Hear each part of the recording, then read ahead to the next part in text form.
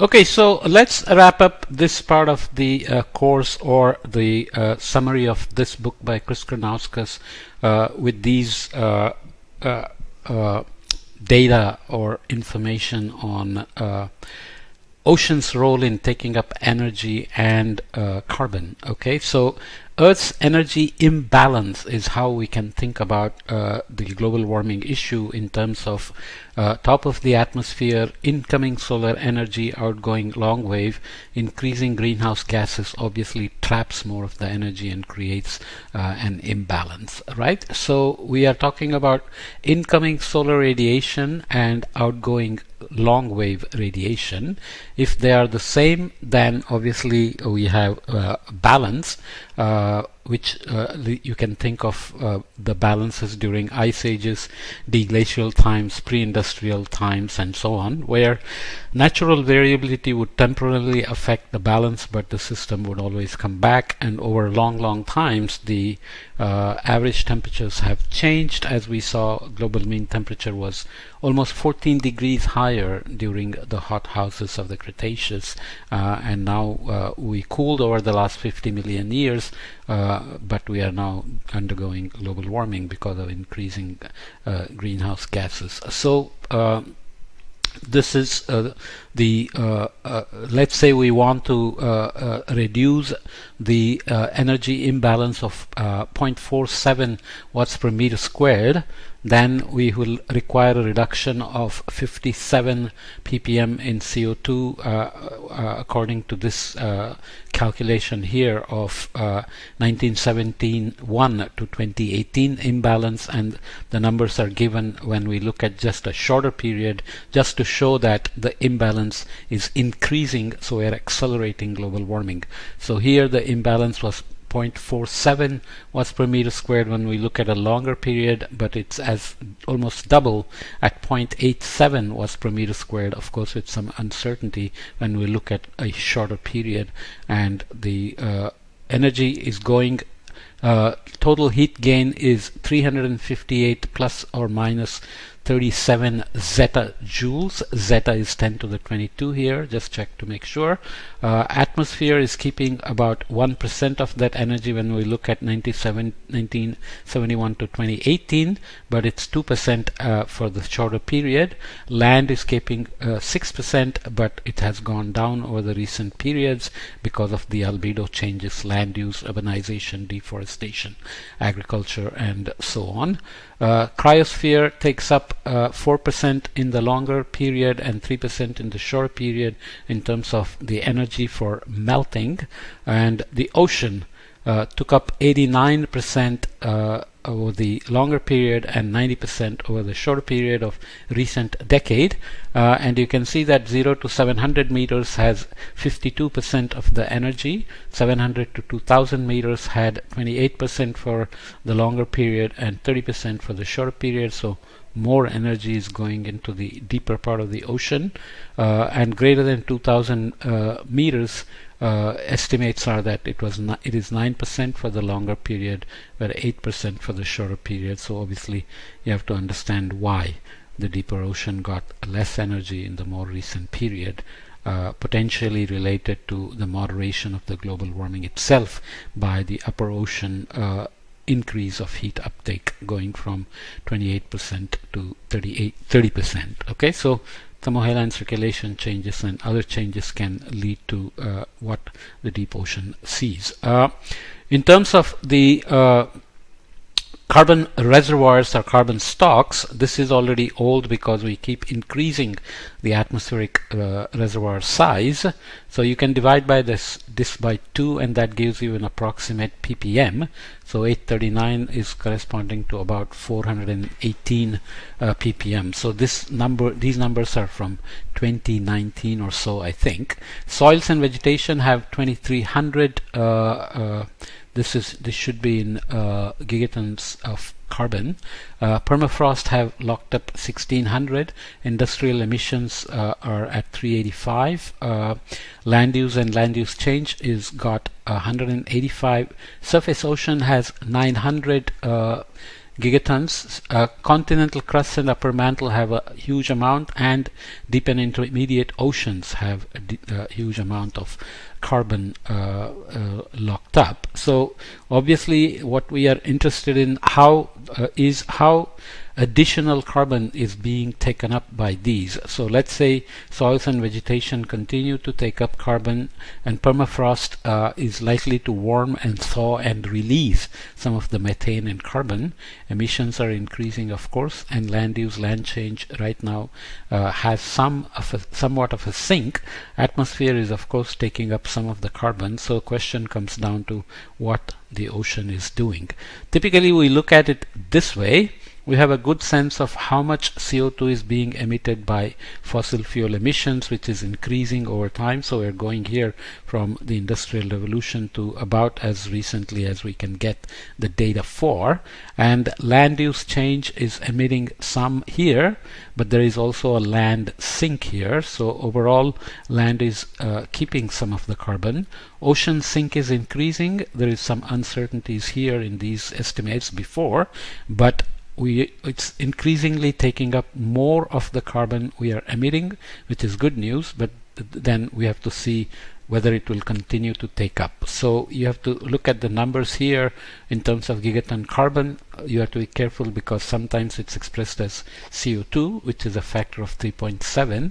So annual emissions right now are around 40 or so gigaton CO2 or 10 gigaton carbon, and atmosphere is keeping a lot of it. So there is an imbalance in some years, which is the total estimated sources that do not match total estimated sinks. So we have a better handle on the fossil fuel carbon, for example, but these are estimates and these are estimates, so sometimes we have residuals. These are called missing sinks. So this imbalance is an active area of research. So people keep looking for these, but you can see that some years the balance is better in terms of the inventory, but sometimes not so. The other role of the ocean is, of course, in terms of its ability to take up anthropogenic CO2, which is what we are looking at here. And you can see the patterns related to thermohaline circulation as well. So this is showing latitude depth sections of anthropogenic carbon in the Atlantic, Pacific and Indian Oceans. Note that the depth scale is different in panel A from other panels. So we are going here down to 4,000 meters, but here only 2,000 meters. And you can see that in the North Atlantic, deep water formation takes more of the anthropogenic CO2 down to deeper ocean. So the numbers here are anthropogenic CO2 in micromoles per kilogram. The units don't matter. There are ways in which these are estimated. So you know that ocean has carbon already, but there are ways in which you can separate the carbon that's present versus the new anthropogenic carbon that is invading the oceans. So the Pacific, which doesn't have a deep water formation, is basically going down in the subtropical gyres, or where you can see the section being taken here in the middle, whereas this section is taking along the pathway of the deep water formation to capture these here.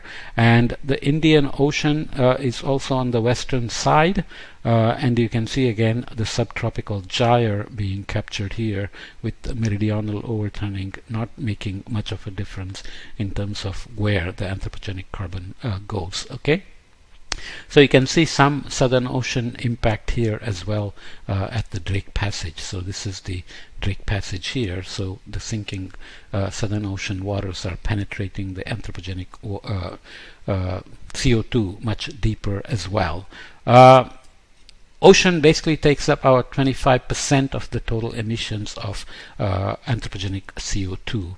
The other big thing to watch out is, of course, the historical and future projections of sea ice extent in the Arctic during September. So you can see here the seasonal minimum. The historic extents used to be much larger, but we are shrinking it, as you can see here. So this is going from 1950 to 2100. The area in millions of square kilometers had been decreasing for a while, and the projections have no good news here based on which scenario we end up with, or with what choices the community or society, global human beings make. So obviously if you restrict the emissions to the safe pathways of RCP 2.6, which keeps us pretty close to being less than 2 degrees C global warming, it will maintain certain amount of sea ice, but if we go with business as usual of RCP 8.5, then by 2050 we're going to basically wipe out all of the Arctic sea ice. And there are many countries which are not bothered about it, because from the times of dinosaurs, when there was no sea ice here and it was very warm, 14-15 degrees warmer than current in the global mean, there would have been a lot of biology. So a lot of fossil fuels are buried here, natural gases and hydrocarbons, oil and so on. So many countries think this will be a great thing. Plus, in that case, there will be a direct pathway from the North Atlantic into the North Pacific, which is also seen as a great advantage by some of the vested energy interests. So shown on the left are the projections under the two representative concentration pathways, RCP 2.6 and 8.5, including the intermodal spread, which is fairly large. On the right hand are the intermodal spreads averaged over 2081 to 2100 for all 4 RCPs and Northern Hemisphere maps, indicating the CMIP 5 multimodal average for 1986 to 2005 in the white areas here, and CMIP 5 multimodal average projections for 2081 to 2100 in the white lines and the white areas. The light blue lines and areas indicate the results for a subset of CMIP 5 models that most closely reproduce the climatological pattern and recent observed trend for 1979 to 2012 of the Arctic sea ice extent.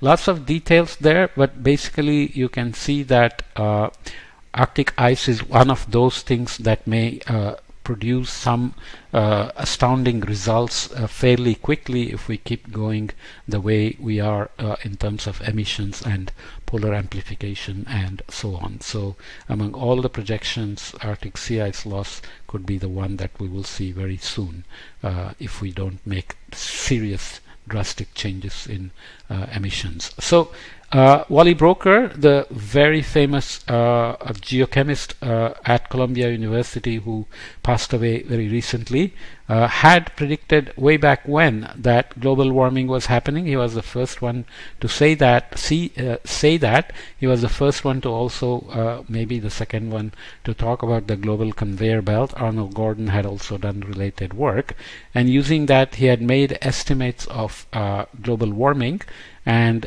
we are actually right now, he had projected it here. So side by side portrayals of global average annual average surface temperature change beginning in 1880, delta T in degree centigrade, thick line indicating 5-year smooth record from the paleoproxies, and B, data available to Wally Broecker in data available to Wally Broecker in early 1975. In reality, he probably did not have complete data all the way through 1974 at the time. Wally's prediction of 1 degree C rise by 2013 relative to 1975 is shown here in the open circle. The same data here, but extending from 1975 onward, with actual delta T in 2013 indicated by the closed circle. So Wally was not too far off in his estimates, but the question is, how quickly are we going to exceed this? Already by 2022 we have had the 6th warmest temperature.